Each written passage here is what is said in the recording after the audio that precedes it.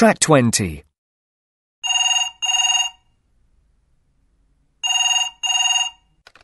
Good morning, Language Resource Centre. How can I help you?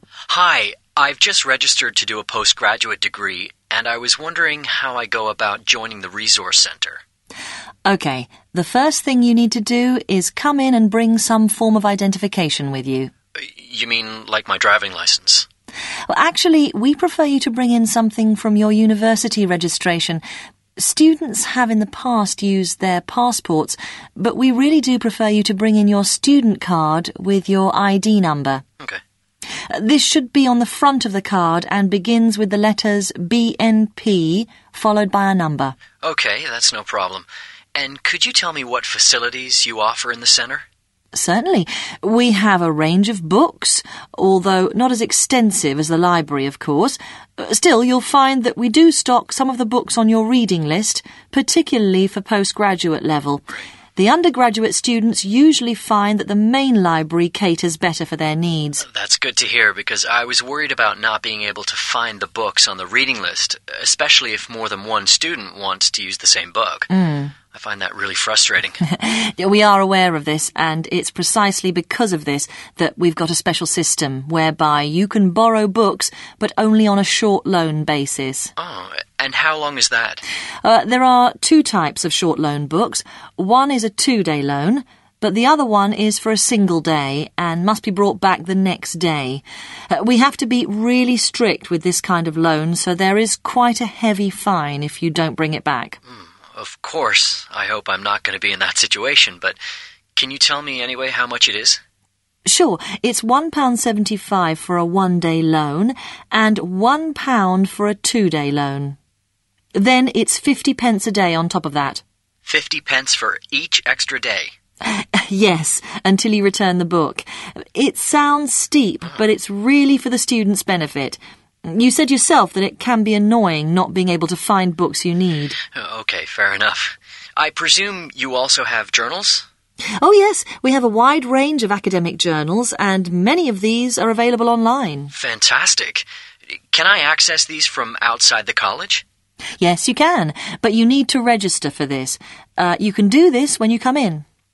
Basically, you need your student ID again, and we give you an internet password, which you can then change if you like. Most students do because it's easier for them to memorize. I'll definitely do that.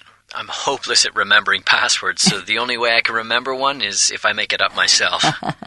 Now, you will also find reading lists online as well as where to find the books, so this means you won't have to waste time trying to find books you need. That's really good to know. Knowing exactly where to go to find a book is such a time saver.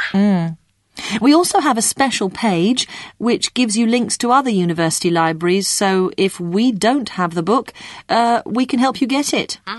Is that any other university library? No, it's just the ones that have joined. It's known as the Inter-University Library Loan System.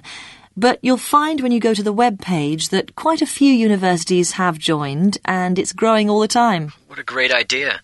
I mean, not only to be able to get books, but just to be given the opportunity to exchange ideas with students on other campuses. I quite agree. Oh, and you'll also see when you come in that we have a wide selection of videos you can borrow.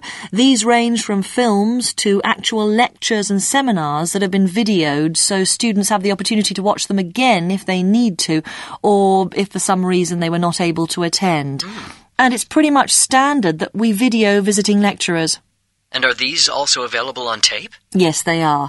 And also on CD. Great. Actually, having said that, we don't put all our lectures and seminars on CD, except visiting speakers. Their talks are always put on both, so you can choose either. This all sounds fantastic. I never realized there was so much on offer. Yes, we're very proud of our Learning Resource Centre, and the university has given extra funding to make sure we can keep all our resources up to date. Track 21. I know you mentioned online books and journals. How many computers does the Resource Centre have? Oh, we have a lot of computers. Basically, there are 3 floors, and we have computers on each one. But these are only for searching for the books or articles you may need. They cannot be used for anything else. Oh, I see. So they're really just search engines. And how do you use them? Well, there are a number of ways you can do this. You can use the author's name, but I'm not talking about the first name. Only the surname will work, so you need to know the correct spelling. That sounds quite straightforward. And what are the other ways? Well, you can also do a keyword search, which means typing in a keyword from the title of the book. That's for when you're not sure of the title. Okay. But when you do this, you will obviously get a list of books that have this word in the title. In a way, getting a book list like this is really an advantage because it can give you ideas about what other books to read. That's true, but just bear in mind that it takes a little bit longer. Of course, you can also type in a subject keyword, and then you'll be given a list of authors and titles around that subject. The final way is, of course, by keying in the name of the book. And don't forget there's an information desk, so you can always ask someone if you need help. Where is that? You'll find the help desk on the ground floor. Great. And are there any other computers to use generally for checking emails and things like that? Yes, there is a computer centre in the basement, but we prefer students to use these computers more for study purposes, so please don't spend all your time doing things like checking your emails, and you most definitely cannot use it to play computer games. If you were caught doing this, you will be banned from using our computers for 2 weeks. Oh, no, sorry, because of all the problems we had with this last year, this has now been increased to 3. Whoa. 1 week without a computer would be too much for me. Oh, but please don't worry, because when you first come, we'll give you a tour of the library and show you how everything works. Do you know where we are? Track 22. Thanks for seeing me today. I've been really worried about my media assignment. Yes, me too. I feel much the same way as Gabriella does. Yes, I realised that. And thanks for sending me your first drafts. I've had a look at them, and there are a few things that need revisiting. I guessed you'd probably say that. Right. Let's start at the beginning. You both had different problems, so I'll speak to each of you in turn. Let's start with you, Gabriella. Tell me, what did you hope to achieve with this assignment? Okay. Well, I suppose my main idea was really to look at the news. Can you be more specific? Well, my main focus was really news values. I mean, how do presenters and broadcasters, people like that, actually decide what is newsworthy? Mm-hmm. And as much as I'd have liked to have studied TV news, I had to make the choice between television and the newspapers, and I chose the latter. Fine. Now, that did come across in your introduction, but I wonder if the scope of your essay was too wide. You did try and include an awful lot. I was afraid of that. I spent ages reading newspapers and trying to choose the right items, but it's really difficult to know what to include and what to leave out. Well, shall we look at it together and see if we can make the focus of your essay more specific? Mm-hmm. Many students find it hard to know what information to select, especially when they read a lot. It would really help me to see where I've gone wrong, so I don't repeat this mistake again. Okay. Now, here in paragraph 1, you focus on the negativity in the news. Yes. I was trying to highlight the fact that, really, the general public will usually choose bad news above good. They seem to like it more because bad news sells. It makes headlines. We like reading about disasters and tragedy. That's true, but I think what you did not explain enough was why this is the case. Is it something in human nature, or is it just that this is how we've become accustomed to receiving news? I thought maybe you could have given some examples here, maybe compared two newspapers, a broadsheet and a tabloid perhaps, to look at how they presented a particular negative piece of news. Was it dramatised, for example? Which one was more sensationalistic? Ah, yes, I can think of so many examples of that. I mean, you can really see the dramatic effect in an item of news in the pictures that go with the story. Right. Now you're getting the idea. Do you think I did the same thing in the second paragraph? Actually, I thought you'd organised this much better. It was clearer. I like the way you mentioned the value of continuity in the news. Continuity is important because, quite obviously, the longer an item of news lasts, the more people will buy the newspaper because they're interested in what is happening. Your example of war was a good one because most wars last a while, so the story will stay in the news.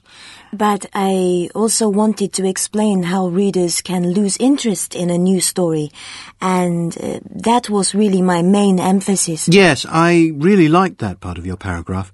It showed you'd really thought about what you'd read and had the confidence to add your own ideas. The rest of your essay, apart from a few minor grammar mistakes, was fine. And what about mine? Well, the first few paragraphs were really good, clearly constructed and easy to follow. But I don't think you did this as well in the third paragraph. What were you trying to get across?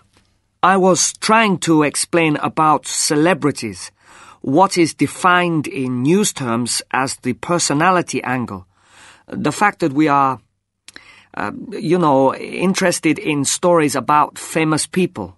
Sure, but I think you need to focus on what this means for the news. What about looking at how newspapers often publish popular news stories and how this might go against the news attempting to be neutral?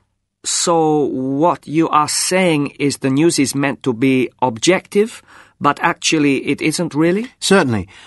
I'm saying you should try and make more comparisons between the objectivity and subjectivity and see which way the news usually tends to go. Would you suggest I take a particular news item and compare the way two newspapers report on it? That would be an excellent idea. In fact, you could even use some of the ideas from your first paragraph. Maybe take a so-called bad news story. That's a good idea. And I could use the same newspapers. Yes, but you could also look at two other newspapers with similar styles, maybe another tabloid and broadsheet. I like that idea. I also felt maybe you could have included the idea of recent news, because this links in with what you've already said. I don't quite understand. Well, I'm referring to the idea that newspapers try and get scoops, any big story that has recently happened. You could link this to your first paragraph. And even your second. The public is really interested in what is happening now rather than what is old news. Yeah. And you could bring in the effect of technology on the news at this point. It has affected news reporting and publishing tremendously. If you think about it, the internet has meant that news can be much more immediate than before. So, for example, as something is happening, it could be reported and published in a paper. Oh, yes. I remember reading once about an earthquake, and just before the building collapsed, someone at the top sent an email to a newspaper. I mean, this just proves that at the click of a button, we can communicate so much more quickly than before. Yes, that's the kind of thing I'm talking about, but just make sure that you have evidence to support what you say. Track 23. Do you often use a library? I think I try to use library about, maybe once or twice a week. Okay. And are libraries popular in your country? Yes. Libraries are very popular. Yes, they have always been popular in my country. Do you think people will still visit libraries in 10 years' time? No. I think this probably won't happen. I can't say for certain, but I think probably not. Track 24. Do you often use a library? Oh, yes. Using library all the time. No one can really live without a library because we're needing it for many things, like education and also to broaden our minds. Right. And are libraries popular in your country? Oh, yes. I can definitely say that library is extremely important for many people in my country. We have long history of books and, yes, I think it's true to say that people in my country likes reading. In fact, they probably very much likes to reading. Do you think people will still visit libraries in, say, 10 years' time? Well, no one can really say what the future holds, but I think, yes, we will still go. Even though some people, they say internet will stopping people from reading. But I think there will always be people who prefer the books. IELTS Graduation by Mark Allen, Debra Powell and Dickie Dolby. Published by Macmillan Education, a division of Macmillan Publishers Limited. Copyright Macmillan Publishers Limited, 2007.